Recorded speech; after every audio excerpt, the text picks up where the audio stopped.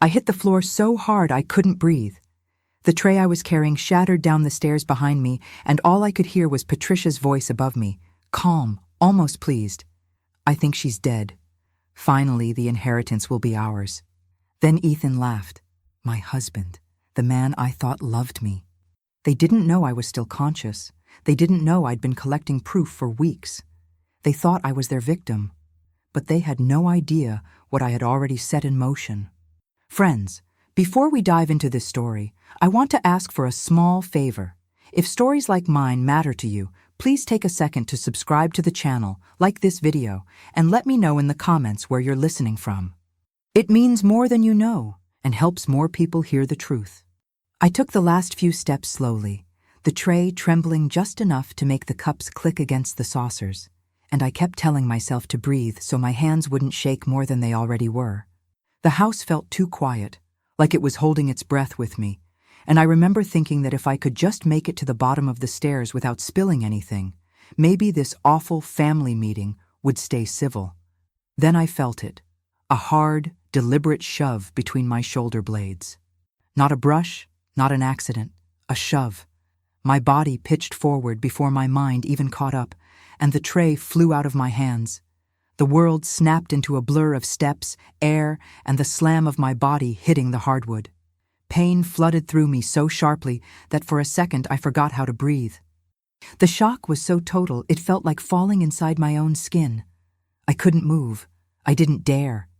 I lay there listening to my heartbeat pound in my ears.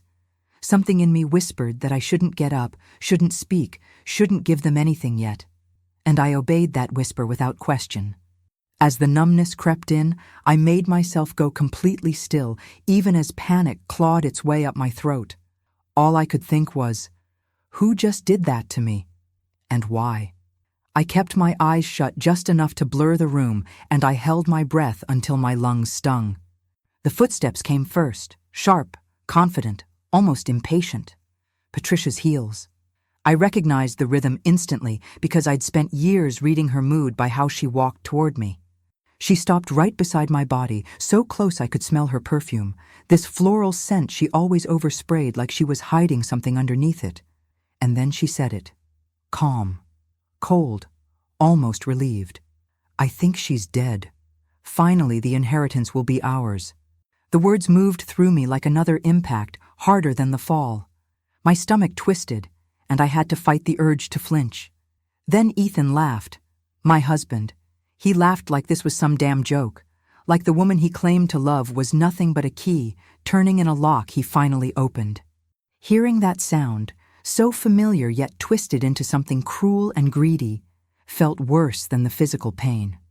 In that moment, humiliation washed over me, not just from lying on the floor, helpless, but from realizing I'd been living with people who saw me as currency, not family. Terror flickered right behind it, hot and sharp, because if they thought I was dead, what would they do next to make it true? But beneath all that, something surprisingly steady rose up, clarity I didn't expect to feel while my cheek was pressed to cold wood. I stayed limp as Ethan moved closer, still pretending to be a man checking on his injured wife. His shadow passed over me, and I felt him crouch down. The floor creaked under his weight. For a moment I thought he might touch me, maybe check my pulse, but he didn't. He just whispered, low enough that I wasn't meant to hear, "Finally." That one word snapped any remaining illusions I had about us. My mind raced through every conversation, every tense dinner, every moment where Patricia smiled too sweetly and Ethan defended her too quickly, and suddenly, all those pieces rearranged themselves into a picture I should have seen earlier. They weren't waiting for me to be part of their family. They weren't annoyed by me, or judging me, or simply cold. They were waiting for exactly this. Waiting for me to be gone so everything my father left me, my house, my business, my life insurance, would land right in their hands. I felt anger mix with fear, fueling something inside me I didn't know I still had after everything they'd chipped away. I knew I had to keep playing dead. I had to make them believe their plan might actually succeed. If I moved too soon, if I gasped or tried to crawl away, They might finish what they started before anyone arrived to witness it. So I forced my breathing to stay shallow, almost invisible, and let my body sink deeper into the stillness. Patricia's voice shifted suddenly, higher, frantic, fake. "Oh my God, she fell! Ethan, call 911!" She sounded like a woman auditioning for sympathy she hadn't earned a day in her life. I listened to Ethan fumble through his statement, adding panic where he thought it belonged, smoothing out details that would paint them as innocent witnesses to a tragic accident. I memorized every word, every tone, every hesitation, because everything was evidence now. I stayed quiet, letting the seconds stretch out, letting them think they were still in control. But inside my mind, something had snapped clean open. I wasn't going to die on that floor. I wasn't going to let them bury me beneath their lies. I was terrified, yes, but terror had given me something I didn't expect: focus. By the time I heard the distant wail of sirens, something inside me had already hardened into resolve. They wanted me gone. They wanted an easy path to everything I'd worked for. But I wasn't giving them the ending they planned. I was going to survive this fall, this betrayal, this nightmare wearing my husband's smile. And when I stood up again, physically, legally, emotionally, I would make sure every lie they'd told collapsed right under them the way I'd collapsed on those stairs. The paramedics rushed in, shouting instructions and asking questions I couldn't answer without exposing the act, so I let my eyes flutter just enough to sell the part. Hands lifted me onto a stretcher, and pain ricocheted through my spine, but I kept my face slack. The room spun, voices blurred, and Ethan hovered at my side pretending to care, but I didn't look at him. I couldn't. Not without giving away the fire building behind my ribs. As they carried me out of Patricia's house, the house where so many little betrayals had been disguised as misunderstandings, my mind was already working, planning. I wasn't helpless. I wasn't done. They thought they'd pushed me into an ending. They had no idea they'd pushed me into a beginning.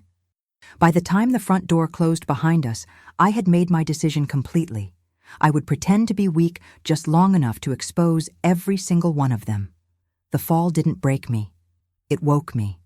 The beeping of the monitor was the only sound in the room when the nurse adjusted my IV. I could feel the cold fluid entering my vein, mixing with the dull ache in my spine. My head throbbed, my neck felt stiff, but I didn't move. I didn't speak. I watched the nurse's face for clues. Was she suspicious? Did she know what had happened to me wasn't just a fall? Before I could figure that out, I heard the door open. Heavy steps. Ethan. His voice was soft, almost tender. "Babe, how are you feeling?" I turned my head slightly, slow and careful, and looked at him through half-lidded eyes. He looked just like he always did, clean, collected, calm. The kind of man people automatically trust. But I knew better now. That face, that voice, it was all a costume, a performance. I didn't answer him, just let my eyes drift away like I was too dazed to speak. I saw the flicker of frustration flash behind his eyes before he turned to the nurse and said I was still a little out of it. I filed the lie away silently, adding it to the growing list. Then came Patricia, loud, theatrical, like always. She burst into the room with a Bible in one hand and a tissue in the other, making a show of wiping her eyes. "Oh, Lord, thank you for sparing her," she said, walking over to my bed like she was the grieving mother instead of the woman who shoved me down those stairs. She touched my arm like we were close, like we'd ever been anything more than polite enemies. I wanted to slap her hand away, but I didn't move. I let her think I was weak, fragile, unaware. She leaned in and whispered a prayer close to my ear, but I wasn't listening. I was memorizing every word, every gesture, every fake sniffle. It was all ammunition. They thought I was broken. They thought I couldn't fight back. And for now, that's exactly what I needed them to believe. I listened as they talked over me to the doctor when he came in. Ethan said I had a history of anxiety. Patricia added that I'd been very emotional lately. My blood boiled under the blanket, but I kept my face slack. The doctor asked them more questions than he asked me. I could see the pieces of their plan fitting together, make me look unstable, get control over my decisions, keep me quiet and helpless. I realized right there in that hospital bed that they weren't just trying to steal my money. They were trying to steal my mind, my credibility, my identity. And the worst part? The system was helping them do it without even knowing. All they had to do was sound calm. All I had to do was seem confused. I let myself drift in and out of fake sleep while they built the narrative around me like a cage. When the doctor left, Patricia sat in the corner and started scrolling on her phone, occasionally looking up to sigh and mutter something about the stress of it all. Ethan stood by the window pretending to be deep in thought. I closed my eyes and listened. They didn't say much, but their silence was loud. It was the silence of people who were waiting for the papers to be signed, waiting for the doctors to say I couldn't manage things on my own, waiting for their next move. I felt like an object in the room instead of a person, but inside, I was watching everything, measuring them. I knew if I slipped, if I showed even a hint of strength too soon, they'd shift strategies. So I stayed small. I stayed soft. I let them think they were winning. But inside, I was planning, was counting the hours, remembering every name badge, every shift change, every exit. The nurse returned later with a clipboard and asked if I was ready to try eating something. I nodded weakly. She lifted the head of the bed and handed me a small cup of water. I sipped it slowly, painfully aware of Ethan watching me like I was some unpredictable animal. I gave him nothing. My silence scared him more than any outburst would. He leaned down to kiss my forehead and whispered, "Don't worry, I'll take care of everything." I almost laughed. That was exactly what I was afraid of. Patricia perked up and said she'd start contacting some lawyers just to make sure Monica's protected. That word, protected, nearly made me gag. I knew exactly what kind of protection they meant. Control, ownership, silencing. But I smiled faintly, just enough for her to feel smug. I needed her to keep underestimating me. The more they believed I was broken, the less they'd see the trap I was building. By the time visiting hours ended, I was exhausted. Not from the pain, but from holding back everything I wanted to scream. When they finally left, I stared at the ceiling in the quiet room and let a single tear roll down my cheek. Not because I was defeated, because I was furious. Because I was still here and they hadn't finished me off. Not yet. I was scared, yes, of what they might try next, of how far they were willing to go. But I was more afraid of what would happen if I stayed silent, if I let them write this story for me. I knew then I had no choice but to keep acting, to keep letting them build their lies, because every lie they told would be one more nail in their own coffin once I pulled the curtain back. The hardest part was just beginning. But so was the part where I stopped being a victim and started being the one holding the pen.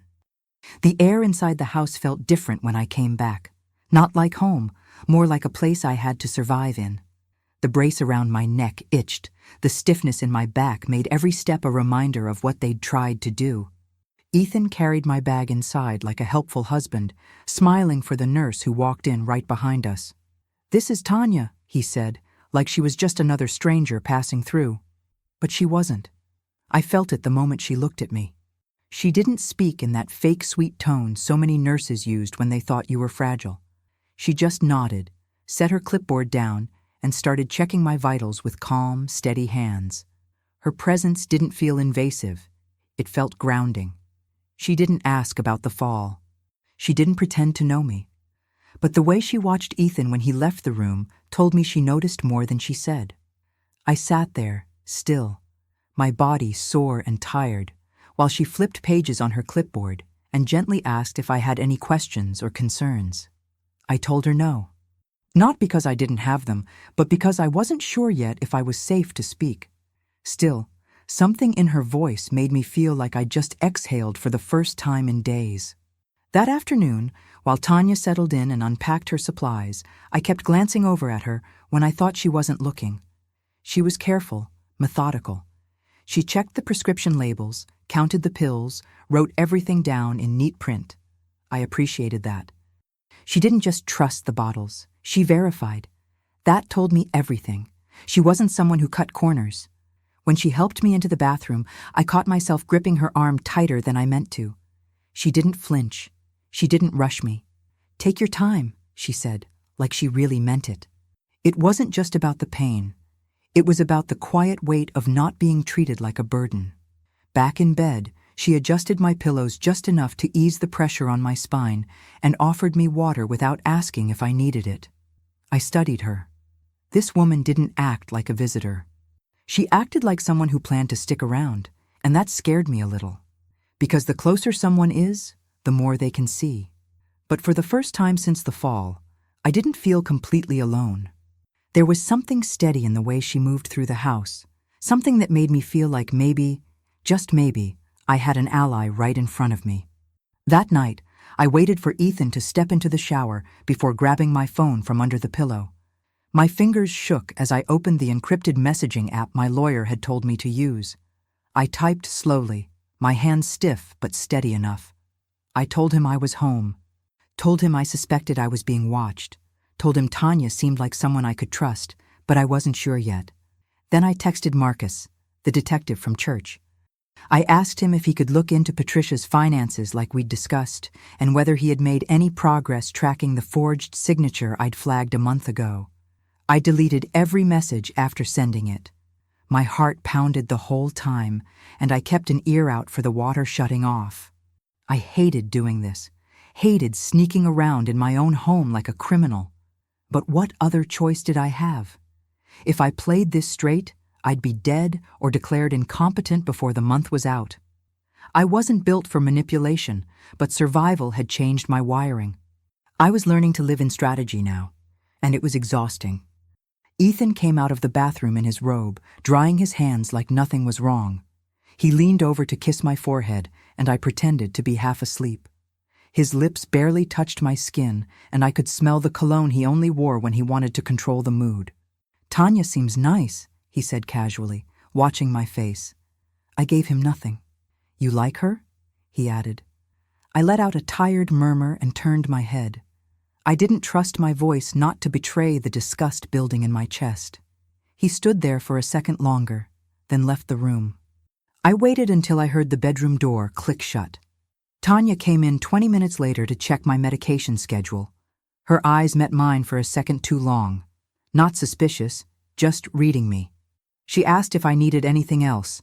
I almost said, protection. Instead, I said I was fine and thanked her. She nodded and left quietly. That night, I barely slept. Not from the pain, but from the heaviness of carrying this plan alone, knowing one wrong step could turn it all against me. The next morning, Tanya found me struggling to reach a mug from the cabinet. She didn't lecture me, just took the mug from my hand, set it on the counter, and said, "Let me help you before you hurt yourself worse." I wanted to snap that I was fine, that I could do it myself. But the truth was, I couldn't, not yet. And instead of making me feel weak for that, she just accepted it. That cracked something in me. She didn't look at me like a victim or a story, just a person who needed support. And that shift, it mattered. After breakfast, she sat beside me with her chart, double-checking my intake and pain levels. I asked her quietly how long she'd be assigned to me. She smiled and said, "As long as you need." I nodded. But what I really wanted to ask was if she had ever seen something that didn't feel like just a fall, if she ever saw danger hiding in plain sight. I didn't say that. Not yet. But I knew I would. Eventually. Because I was starting to believe that maybe this woman, this stranger, was someone I could trust when everything else around me was poisoned. By the end of that week, I noticed Tanya watching Ethan and Patricia in a way that made me feel like I wasn't crazy. She didn't say anything outright, but I caught her narrowing her eyes once when Patricia came in with that fake cheerfulness and offered to take care of the pills today. Tanya smiled, politely declined, and said she had it covered.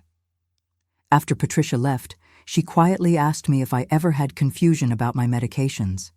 I looked her straight in the eye and said, "Never." She nodded once, slow. That was all, but it was enough. In that moment, she stopped being just a nurse. She became a silent witness, someone who saw what others refused to look at, someone who wouldn't turn away. She didn't know everything yet, but she was paying attention, and that made her dangerous to them and powerful for me. I didn't need to be loud to be heard. I just needed someone else in the room who was actually listening. Tanya didn't just help me walk again. She gave me my footing back in a much deeper way, and even if she didn't know it yet, she was the beginning of my comeback. I pulled my chair up to the desk, careful not to jar my back too hard against the brace. A stack of bills sat in front of me, mostly the usual ones: electric, internet, a few medical copays. But I wasn't here to pay them. I was pretending. Ethan thought I was too tired, too medicated to do much, so he'd gotten careless. He left a folder high on the shelf above the printer, thinking I wouldn't bother with it. But today I did. I waited until Tanya was in the kitchen. Ethan was out running errands, and I used the grabber tool she brought to ease it down. My hands were trembling before I even opened it. The first few pages were receipts, then overdue notices, loan documents, some in Ethan's name, some in Patricia's. But all of them had our address, our business name, my name. It took a second for the numbers to make sense. Late fees stacked on principal stacked on interest. Tens of thousands. I blinked, reading one line twice. A credit line taken out using my business's EIN without my signature. My jaw clenched so hard my teeth hurt. This wasn't just sloppy or sneaky. This was theft, strategic theft. And the worst part? It had been going on for months. I kept flipping through the pages, each one worse than the last. Patricia's name appeared on several of them. Co-signed loans, missed payments tied to a second address I didn't recognize. My hand flew to my mouth as I saw a default notice on something labeled medical care. But she hadn't been sick. At least not that I knew of. I shook my head, trying to hold on to what I did know. She lied, Ethan lied, and now I was sitting in the middle of their financial wreckage. I reached for my laptop, heart pounding, and pulled up the shared email account Ethan and I used for the business. He thought I never checked it. He was wrong. I searched for keywords: loan, collateral, partnership. That's when I saw the chain. The subject line was innocent enough: next steps. But inside was a thread between Ethan and some bank representative. My stomach turned as I read his words. Since Monica doesn't handle the finances directly, I'll take care of the collateral paperwork on my end. I scrolled. More lines, more assumptions. One line stood out like it was underlined in blood. If all goes as planned, the house and business will be secured soon. I couldn't breathe for a second. He'd used my trust, my silence, my name, as his safety net. I leaned back, trying not to cry, but the tears came anyway. Not because of the money, though God knows that part hurt, but because everything I'd built, everything I thought we were building together, had been used behind my back like I was just a name on a document. I wiped my face with the back of my hand, trying to calm down, trying to process what came next. That's when I clicked on one more folder I hadn't seen before. It was labeled Family Matters. At first, I thought it was more medical stuff, maybe about Patricia. But then I opened a PDF titled Support Agreement and saw another name, Jasmine Carter. It was a child support document, dated before our wedding. My eyes skimmed the lines: monthly payments, visitation terms, and a handwritten note from Patricia offering money directly to the mother to keep everything quiet for the sake of Ethan's future. The words blurred in front of me. I couldn't tell if it was rage or heartbreak taking over. Ethan had a child I never knew about, and Patricia had been paying the woman off to keep it quiet, like it was just another line item on a budget. I sat frozen, hands in my lap, afraid that if I moved, I'd break something, maybe a plate, maybe my resolve. My heart was racing and my whole body felt hot, like my skin was rejecting everything I'd just read. I thought about every time Patricia looked down on me, judged me for not being family enough, while she was the one hiding an entire child behind her pearls and scripture quotes. I thought about Ethan smiling at me like I was the only woman in the world, when clearly I hadn't even been the only one in the room. I thought about the way they had both acted in the hospital. So calm, so rehearsed. And that's when it hit me. This wasn't panic. This wasn't a crime of impulse. This was planned, rehearsed. They weren't scrambling for money. They'd been buying time, cleaning the mess behind the scenes, setting the stage for my exit, or my death. I felt sick, but I also felt something else rising beneath it, something sharper than fear. The betrayal stung, but it also gave me clarity. This wasn't just a story of greed. It was a story of control, of manipulation, of someone thinking they were smarter than me, more careful than me, better at playing the long game. And maybe they had been, for a while. But that folder changed everything. I took photos of every page, saved them to a hidden drive, then put everything back exactly as it was. I cleaned up the desk, returned the folder to the shelf using the grabber, and made sure not a trace was left behind. When Tanya walked in to bring me my pain meds, she paused when she saw my face. "You okay?" she asked gently. I gave her a small nod, because I wasn't ready to talk. Not yet, but I would be. Soon. I took the pills with water and thanked her.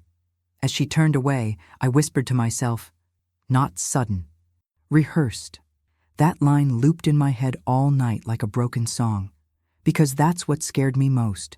They didn't just fall into desperation. They built it, protected it, hid it behind my trust. And now I had to decide just how much more of this act I could stand before the curtain dropped. That evening, Ethan brought takeout and kissed my forehead like nothing had changed. Like he wasn't living a double life right in front of me. I watched him unwrap the food, pour me a drink, ask me about my physical therapy schedule like a doting husband. I nodded, smiled faintly, and said just enough to keep the rhythm of our routine believable. But I couldn't unsee what I saw. Couldn't unlearn the numbers, the documents, the child. It was all carved into me now. I stared at him longer than I meant to, wondering how much of our life was real and how much had been a lie from the start. Did he ever love me? Did he marry me out of guilt? Out of greed? Or was I just a useful name to cash in when the walls closed in around him? I didn't have the answers yet, but I had the truth now. And I had a new rule. Don't react. Don't confront. Don't move until it matters. I swallowed my anger like it was medicine and reminded myself, I don't need to explode to destroy them. I just need to be patient and let the truth do the work for me. The leather chair felt too stiff beneath me, pressing into my lower back like a reminder of everything I'd been through, and everything they thought I didn't know. I shifted slightly, trying to find a position that didn't hurt. Patricia sat across from me, legs crossed, smile tight. The insurance agent was talking in that polite, rehearsed tone people use when they think you're too tired or too slow to ask real questions. "This is a standard update process," he said, sliding the folder between us. Patricia didn't wait for him to finish. She reached across, turned the stack toward me, and tapped the top page. "Just a little housekeeping, sweetheart," she said, voice honey slick. "It's time we make sure everything's in order, simple and clean for the family." That word, family, curled in my gut like a threat. My eyes scanned the forms without really reading yet. My name, the policy number, the word beneficiary bold at the top. Her smile didn't reach her eyes. She was watching my hands, waiting for them to move. I didn't. Not yet. I glanced over at Ethan, sitting beside me, too quiet. He avoided my gaze, but the tension in his jaw was loud. I could hear every silent demand in the way he held his breath. The agent cleared his throat and started explaining the forms, pointing to lines that needed initials, a signature at the bottom, and Patricia jumped in before he could finish. "Really, it's just so we don't have any confusion if, God forbid, something happens again," she said, folding her hands like she was praying over my future. "You've been through so much, Monica. It's better for all of us if things are clear." Clear. I wanted to laugh. Nothing about this was clear, except that I was being cornered. I picked up the pen slowly, turned it in my fingers, let my hand hover over the page. My heart pounded so loud I could feel it in my ears. The pressure was thick, like the air itself was pushing down on me. Ethan leaned in a little and said, "It's just paperwork, babe. You trust us, right?" That word, trust, nearly made me choke. I let my hand drop slightly, then blinked like I was confused. "Wait, I don't really understand this part," I said softly, pointing to nothing in particular. I made my voice slow, uncertain. The agent leaned over to explain again, but I didn't listen. I was too busy watching Ethan's face twist into something sharp before he caught himself. I could feel it, the shift. Patricia was still smiling, but her tone had hardened just enough. What exactly don't you understand, honey? We've been through so much together. This is just about protecting what matters. I looked up, blinking slowly, letting my expression stay blank. Can I take this home and read it carefully? I asked the agent, making my voice as neutral as I could. I've had a lot of medication lately. I just want to be sure I'm thinking clearly. That line landed like a rock in the room. Patricia's lips pressed together so tight they turned white. Ethan exhaled hard through his nose and rubbed his forehead. The agent gave a hesitant nod, clearly uncomfortable. Of course, he said, already closing the folder. Patricia didn't say anything at first. She just reached for her purse like she hadn't heard me. But I saw the flicker in her eyes. That moment when control slips and they don't know how to recover. I stood up slowly, ignoring the pain in my back, and thanked the agent for his time. My legs were shaking as I walked to the door, but I didn't let it show. Not to them. In the car, Ethan didn't speak. Not a word the entire drive. His hands gripped the steering wheel tight, and I could see the muscle twitching in his jaw. I stared out the window, pretending not to notice, pretending not to hear the question he wasn't asking out loud. What the hell are you doing? I kept my face blank, my body still. When we pulled into the driveway, I waited for him to go inside first. I needed a second to breathe. My heart was pounding, not from fear, but from something close to power. I hadn't signed. I'd said no, and I could feel it changing something in the air around us. Inside the house, Patricia was already on the phone. I didn't know with who, but I could guess. Probably someone she trusted more than me. I walked past her without a word, went straight to my room, locked the door, and pulled the copied forms from my bag. I laid them on the bed and snapped pictures of every page. It wasn't just about reading them later. It was about building a record, a trail, a quiet resistance. I sat there for a while, staring at the papers. The lines meant to erase me. The signature box meant to hand them everything. I thought about how close I'd come to doing it, how easy it would have been to just give in, let them win, go back to bed and pretend this nightmare wasn't real. But then I remembered that smirk behind Patricia's voice. The way Ethan didn't defend me, didn't stop her, didn't care if I was confused or scared. He just wanted it done, clean, quick, controlled. I folded the papers and slid them back into the folder. I didn't know what move they'd make next, but I knew one thing for sure. They weren't going to get my signature without a fight. My body was still healing, but my mind was getting sharper. I was done playing victim, done letting their confidence go unchallenged. If they thought I was easy to manipulate, they just made a mistake they couldn't take back. By the time I turned out the light that night, something had shifted inside me. I wasn't just watching anymore. I was participating. I was pushing back, and I knew they felt it. The cracks were starting to show. Patricia's tight smiles, Ethan's silence, the way they both tried to act like this was normal. It wasn't. They were losing control, and that made them dangerous. But it also made them sloppy. I curled up carefully, my body aching but my spirit louder than it had been in weeks. The pen had been in my hand, but I hadn't used it. I'd made a choice, one they didn't expect. And from this point on, every little no, every pause, every delay would be its own kind of power. I wasn't just collecting proof anymore. I was interfering, interrupting their plan in real time. And I wasn't done, not even close. The blanket across my lap felt heavier than it should have. I let it sit there like I was too tired to move, like it was holding me in place. Patricia was perched in the chair across from me, smiling in that condescending way people do when they think they've already won. I kept my voice small, my shoulders hunched, and my eyes on the floor. I don't know how I'm supposed to keep up with everything, I said, just loud enough for her to hear. The medical bills, the business taxes, I'm falling behind. I didn't stutter, didn't cry. But I let my voice shake just enough. Patricia nodded, not even hiding her satisfaction. Well, sweetheart, That's what family is for. You don't have to do it all alone, she said. But there was steel in her smile. She wasn't offering help. She was circling, and I let her. That was the game. I played slow, soft, scared. Tanya sat on the edge of the armrest, flipping through her tablet. Quiet, watching, right where I needed her to be.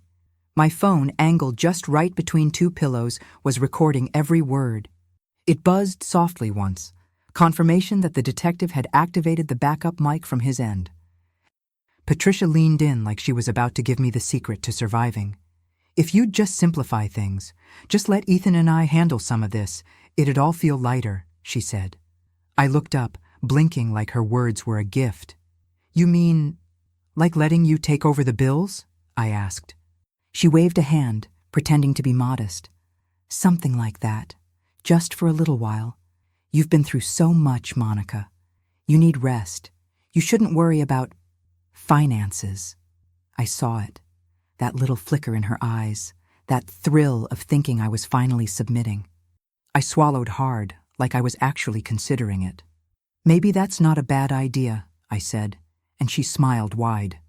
Her hands folded in her lap like she had finally tamed the situation. Tanya didn't say a word, but she glanced at me once, just a flick of her eyes. I knew she understood what was really happening.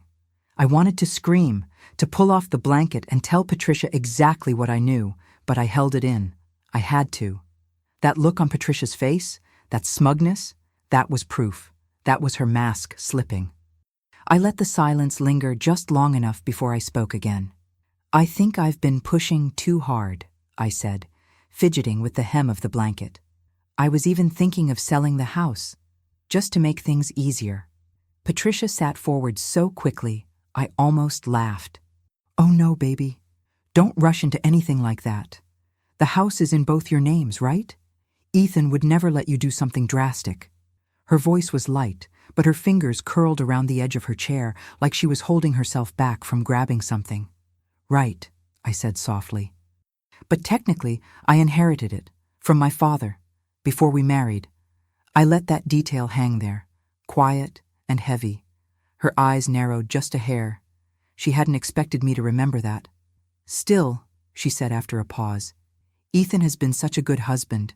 He just wants what's best for you. I nodded slowly. I know. That's why I'm thinking about putting him on the deed officially. Maybe then, I'll feel less alone. It took everything in me to say those words without flinching. Patricia's face lit up again and she clutched my hand. That's so wise of you, she said.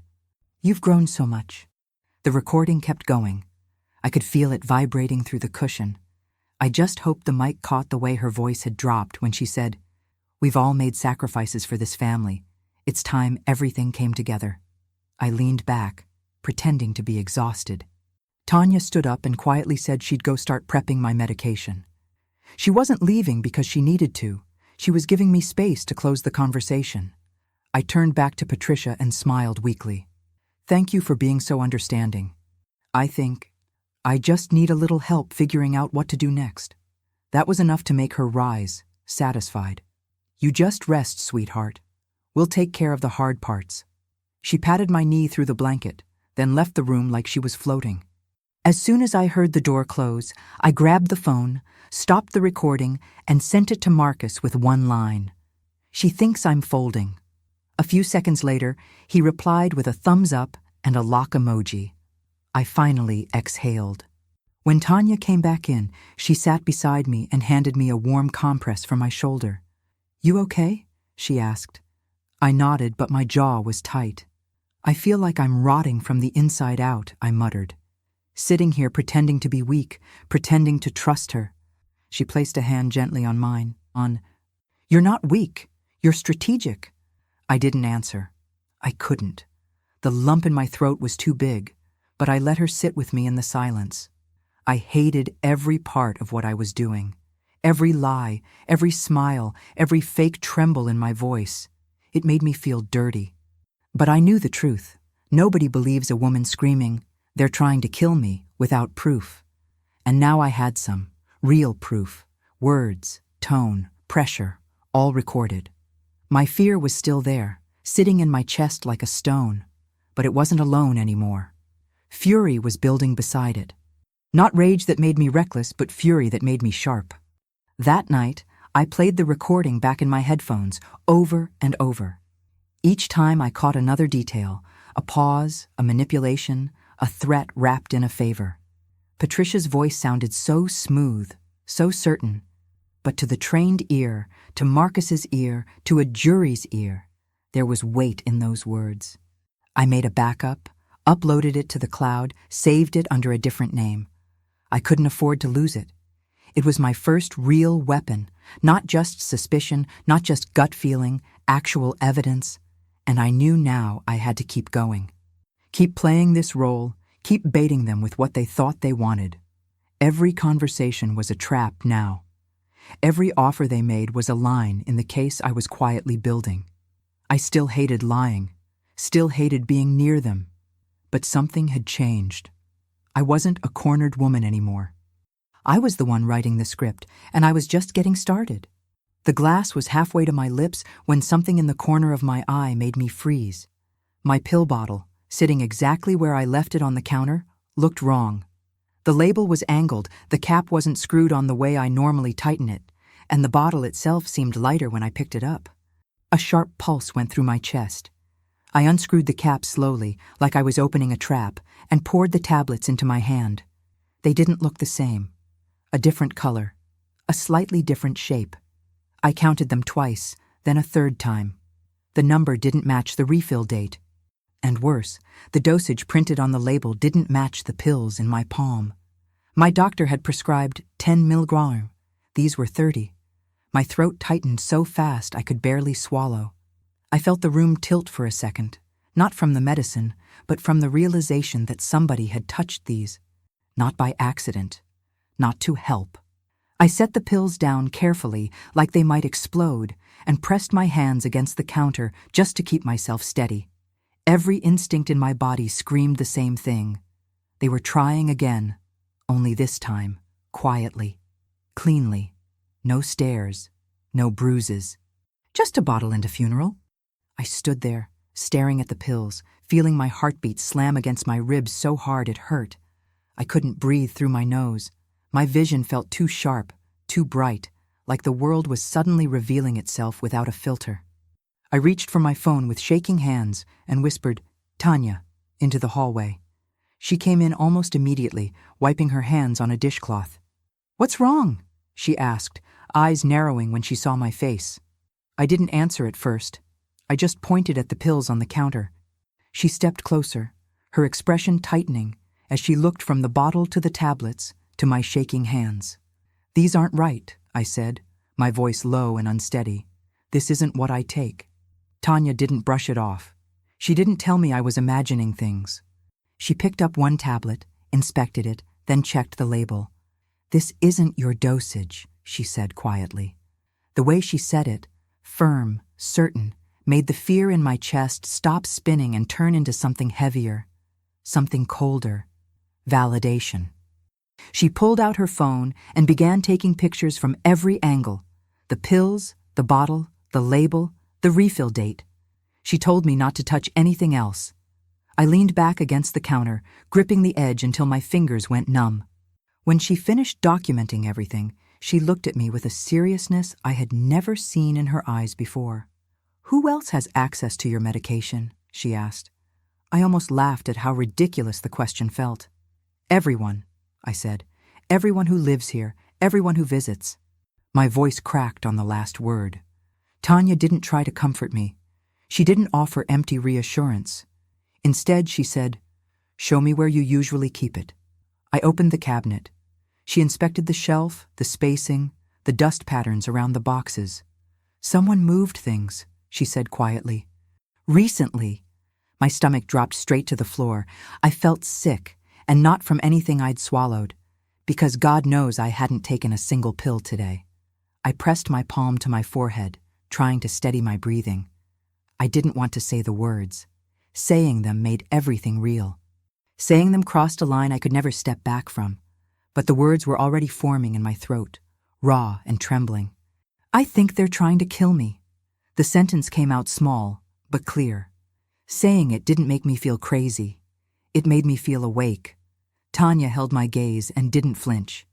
"Okay," she said. Just that. Not disbelief, not pity. Just confirmation that she heard me. "We'll document everything, and we'll move your medication somewhere only you and I know." She suggested a locked container under my bed. I nodded, swallowing the lump in my throat. Hearing myself say those words, out loud, in my own kitchen, made my body break out in a cold sweat. I felt exposed, like I'd peeled back the skin of the situation and finally looked at the muscle underneath. There was no pretending now. No possibility of misunderstanding. This wasn't paranoia. This wasn't anxiety. This was survival. As Tanya wrote down the exact pill count and refill date, I forced myself to stay present. Forced myself not to collapse into fear. Because fear alone wasn't going to save me. Evidence would. Later that night, after Ethan came home acting normal, too normal, I sat in my room with the new locked box under my bed. I could hear him in the living room talking to Patricia on speakerphone, mumbling about how things were moving slower than expected. Every word felt like confirmation I didn't want but needed. I held my phone in my hands, listening again to the recording from the day before. Her voice, her smugness, her pressure, and now this, pill tampering. Another attempt, quiet as a whisper, clean as a signature. I texted Marcus, "We have evidence, real evidence, need you tomorrow." He wrote back immediately, "I'm on it." I didn't sleep for a long time after that. I lay on my side, staring at the shadow of the dresser in the dark, feeling fear crawl through my body in waves. But under the fear, beneath it, beside it, tangled with it, was something sharper, something steadier. Courage, but not the kind that roars.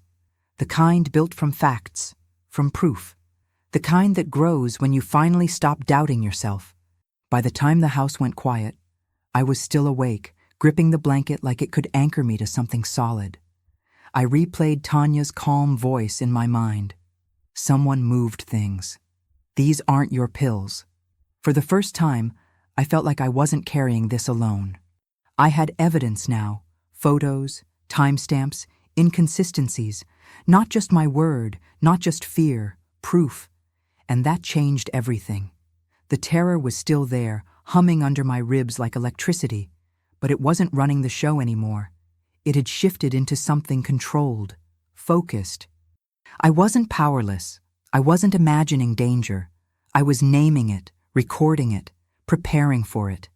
And as I lay there in the dark, listening to the faint sound of Ethan moving through the hallway, I didn't feel like prey anymore. Not exactly. Because now I had something they didn't know I had. Something that could break their whole plan apart. My fear had found a spine, and it was turning into resolve. The chair creaked beneath me as I shifted again, my back still tight with pain, the brace pulling against my skin. The police interview room was small, cold, and too bright. I kept my eyes on the folder in my hands, my folder, thick with documents, screenshots, timestamps, and the bottle of pills sealed in a clear plastic bag. My lawyer, Ms. Henderson, sat to my right, steady as always, nodding for me to go ahead. Across the table, the officer, Detective Rayburn, looked more curious than skeptical. That gave me a sliver of confidence, but my throat still burned. I took a breath, opened the folder, and slid the first recording across the table. "Start with this," I said. My voice cracked just a little. I hated that it did, but I didn't stop. I pointed to the next document, then the next. "And this shows the forged financial activity. That's my business. That's not Ethan's signature. It's mine, but I didn't write it." My hands trembled, not from doubt, but from the weight of what I was doing. This wasn't just paperwork. This was me pulling apart the illusion of my marriage in front of strangers who now held the power to believe me, or not. Detective Rayburn glanced between me and Ms. Henderson before hitting play on the first audio clip. Patricia's voice filled the room, smooth and smug. "You've been through so much, Monica. Let Ethan and I take care of the rest." I watched the detective's eyebrows rise slightly as the tone shifted in the recording. When it ended, he said nothing at first. Then he asked, "How long has this been going on?" I swallowed. "Long enough," I said. "I think they planned it even before the fall." My voice didn't shake this time. I told him about the push on the stairs, the laugh I heard from Ethan, the words Patricia said when she thought I was unconscious. I described the pill bottle, how I found it tampered, how the dosage didn't match the label. I explained how Tanya helped me document everything. The detective didn't interrupt, just kept writing, nodding, listening. Ms. Henderson added in legal context where needed, but she let me speak. This had to come from me. I needed them to hear my voice, not just see my pain. After I finished, the silence hung heavy. Rayburn leaned back, then asked me to confirm once more. "You believe your husband and his mother intended to harm you for financial gain?" I didn't flinch. "I don't believe it. I know it." That moment felt like standing on the edge of something. A cliff. A courtroom. A new version of my life. There was no more hiding. No more, maybe I misheard, or maybe it was just a mistake. I was laying it all bare. My marriage, my home, my trauma. I felt exposed in a way I can't even describe. But I also felt a strange relief taking over my fear. I wasn't whispering in secret anymore. I was saying it out loud to people whose job it was to deal with the truth, even when it was ugly. Rayburn stood up and stepped out to make some calls. My lawyer leaned toward me. "You did exactly what you needed to do," she whispered. I nodded, but my stomach was still twisted in knots. 10 minutes passed before the detective came back. "We've made contact," he said. "Both Ethan and Patricia will be brought in for questioning today." The blood rushed to my head. I gripped the table to stay steady. "Will they know I came here?" I asked. "Eventually," he said. "But not yet." Ms. Henderson reached into her briefcase and pulled out the protective order paperwork. "Let's get this filed now," she said. Signing that form felt like setting off a flare in the dark. A warning shot. I wasn't hiding anymore. I was defending myself, with law, with facts, with people who believed me. The officer handed me a temporary protective order, stamped and signed. It was just paper, I knew that, but it felt like armor. For the first time in weeks, I exhaled all the way. Not because I thought I was safe, but because I wasn't alone in the fight anymore. The lies were no longer private. My story wasn't just mine to carry. It was official, documented, believed by someone who didn't owe me kindness. I knew the worst might still be ahead. A court, a trial, all of it. But I also knew I had started something I wouldn't back down from. They weren't in control of the story anymore. I was. Back in the car, I stared out the window as we pulled away from the station. The sky looked different, lighter somehow. My body still hurt, my mind was still buzzing. But inside, something had shifted. Power had started trickling back to me. Not the loud kind, not revenge, but protection, clarity. A step forward that couldn't be undone. They had pushed me thinking I would break, but I'd landed on my feet, and now the ground beneath them was starting to shake. The courtroom was colder than I expected, like the air itself didn't want to belong to anyone. I sat at the front with a tissue crushed in my hand, the edges damp and frayed from the way I'd been gripping it. The wooden bench felt like punishment, straight, hard, unforgiving. Patricia's lawyer stood with all the arrogance of a man used to twisting women's stories. He started with the words they always use: unstable, emotional, confused. I stared at him without blinking. He said I was reacting from stress, that I misinterpreted help as harm, that I was lashing out over a failing marriage. My throat stayed tight, but I didn't cry, not in front of him. He tried to make me small, tried to turn everything I lived through into a bad mood or a misunderstanding. Then he looked me in the eyes and said I was exaggerating out of financial fear. That's when something in me snapped, not loudly, quietly, like a door locking. I didn't speak, didn't shout, but I knew right then I wasn't just defending myself anymore. I was watching them lose. Ethan went next. Polished, clean-shaven, voice calm, steady, soft, the same voice that used to tell me I was safe. He looked at the judge like he was speaking to an old friend, like this was all a big, sad mix-up. I would never hurt my wife, he said. All I ever wanted was to support her through recovery. I sat frozen, staring at the man I used to trust. His hands folded perfectly, his wedding ring still on. When they asked him about the loan in my company's name, he said I had given verbal approval.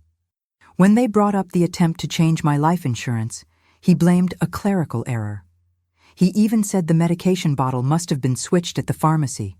I kept waiting for his voice to crack, for some sign he knew he was lying. But it never came. He was too good at this, too smooth. And I felt a strange wave of grief wash over me, not for the man I was looking at, but for the version of me who ever believed him. That woman was gone. She had to be. She wouldn't have survived this day. Then Tanya was called up, and the energy in the room changed. She walked in calm and firm, wearing scrubs and speaking with the clarity of someone who had nothing to prove. She didn't embellish. She didn't speculate. She stated facts. How she saw my medications moved. How Patricia tried to take over the dosage schedule. How I'd expressed fear and how she'd seen patterns that raised concern. I've worked with dozens of patients, she said, and I know the difference between someone in recovery and someone being controlled. The defense tried to trip her up, but she didn't waver, and when she handed over the logbook with dates, photos, and notes, my notes too, the courtroom got quiet. Then the officer stepped forward with the audio files. I watched the jury shift in their seats as Patricia's voice played through the speakers, full of fake sympathy and veiled manipulation. The tension in the room was thick, and I could feel eyes turning toward her side of the bench, not with sympathy, but with suspicion. One by one, the pieces came out, the financial records, the forged documents, the hidden child support payments, the texts referencing my confused state. It wasn't just about the fall anymore, it was about a pattern. A system they'd built to isolate me, take what was mine, and silence me in the process. When the judge looked up and asked for clarification on the email Ethan had sent, calling me a weak link in the estate plan, I saw the crack form in their defense. Patricia's lips pressed together so hard they disappeared. Ethan shifted in his seat, looking down for the first time. Their lawyer objected, scrambled, tried to redirect. But it was too late. The illusion was gone. The mask had dropped. Their version of the story, the one they'd worked so hard to sell, was falling apart in front of everyone. When the judge finally ruled to move forward with criminal charges and granted full asset protection under emergency order, my body went limp with quiet relief. The protective order was extended, my home legally secured, my business accounts locked from further access. I looked down at the divorce papers in front of me and signed them with a steady hand. I didn't look at Ethan. I didn't need to. That chapter was already closed. I wasn't sitting in a courtroom as someone on trial. I was sitting there as a woman who had survived being erased and fought back. I had nothing left to prove to him, or to Patricia, or to the people who believed their performance longer than they should have. As we stepped out into the hallway, the sun hit my face through the big glass windows. I hadn't realized how long it had been since I'd felt real sunlight like that. Tanya squeezed my shoulder gently, and Ms. Henderson smiled with the kind of pride that didn't need words. I stood taller. My back still hurt, but the weight I carried was lighter now. This wasn't the end.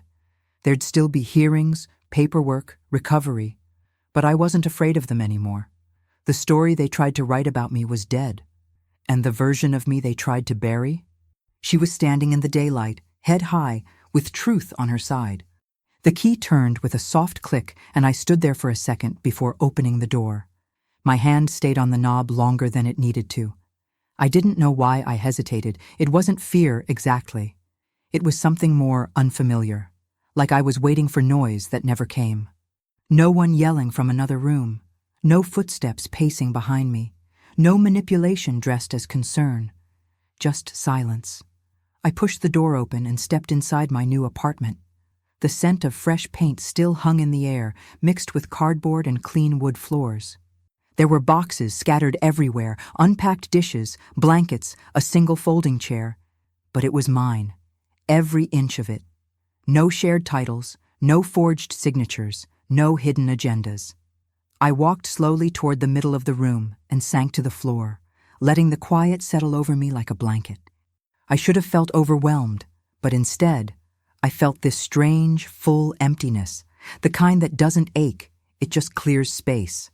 My shoulders dropped, my lungs opened wider, and before I could stop it, I cried. Not hard, just enough to let something out that had been stuck inside me for too long. It wasn't sadness, it was release. I sat cross-legged in that empty space for almost an hour, wiping tears off my chin with the sleeve of an old hoodie. No one was rushing me. No one was watching. I didn't have to explain myself to anyone. That was new. I pulled out my phone and opened my calendar, thumb hovering for a second before I tapped Add New Appointment. Therapy, weekly, starting next Tuesday. I stared at the confirmation screen for a moment, letting it sink in. Not because someone forced me to do it, not because a judge suggested it. Because I wanted to. Because I needed help untangling what had been done to me and what I'd done to survive it. Later that day, I met with Ms. Henderson to sign the final divorce papers. She placed them in front of me, asked if I needed a minute. I didn't. I signed every page with a steady hand. We shook hands when it was done, and she said, "You walked through fire." I nodded, but didn't say anything back. I wasn't done walking. I had things to rebuild, decisions to face. But for the first time, I was doing it without someone else's hands on the steering wheel. The next morning, I opened the laptop I hadn't touched in weeks and logged into the business account. Everything had been frozen temporarily during the investigation, but now it was mine again. Legally, officially, protected. I sent out a message to my team, short and simple. I'm back. Thank you for your patience. No details, no explanations, just enough to start the clock on something new. Then I dug into what I'd missed, emails, invoices, delayed projects. As I worked, I noticed something in my voice I hadn't heard in months. Not confidence exactly, but steadiness.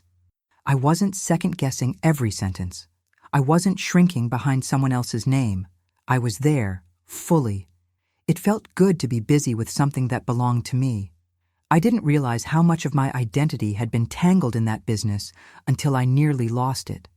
Reclaiming it wasn't just about money. It was about memory. It was about showing myself I could still lead, still create, still move forward. But not everything came easy. The guilt lingered, quiet but sharp. I'd lied. I'd manipulated. I'd recorded people I once shared meals with. I'd acted like I trusted them while planning their downfall. That used to feel wrong to me. But now, with distance and daylight, I saw it differently. I hadn't been cruel. I'd been strategic. I hadn't betrayed anyone who wasn't already trying to destroy me. I kept repeating that to myself when the guilt flared up. This wasn't about revenge. It had been self-defense. In a world that expects Black women to suffer quietly, to be strong without complaint, to forgive without justice, I'd done what I had to do. I protected my life, my legacy, my sanity. And while part of me still wrestled with the ugliness of it, a bigger part had started to forgive me. I deserved peace, I deserved space, and now I finally had both. That night, I stood in front of the mirror brushing my teeth, and I caught myself looking a little too long. Not at the bruises or the scars, at my own eyes, trying to recognize who I'd become. There was still hurt in there, still exhaustion, but also something else. Boundaries. Fire. A little bit of peace. Not a perfect peace. Not the kind that stays untouched, but a real one. I turned off the light and walked to my bedroom. The one I picked, the one I furnished, the one no one else would enter unless I invited them in. I curled up under the new sheets, pulled the blanket over my shoulder, and let myself breathe slow and deep. I wasn't healed, not all the way, but healing had finally started. On my terms, in my space, with no one watching me from the shadows. And as I closed my eyes, I knew this wasn't the end of the story, but it was the beginning of the part I finally get to write alone. Thank you for staying with me through every hard truth in this story. If my journey touched you, please like this video and subscribe to the channel so you don't miss what comes next. and tell me in the comments which city or country you're watching from, because I truly love seeing how far these stories reach and who they're helping. Your support means more than I can explain, especially for women who've had to fight quietly and rebuild loudly. And if you want more real-life stories with betrayal, justice, survival, and healing, you'll find plenty of them right here on the channel. Thank you for holding space for my voice and for choosing to listen. Until the next story, with love and respect.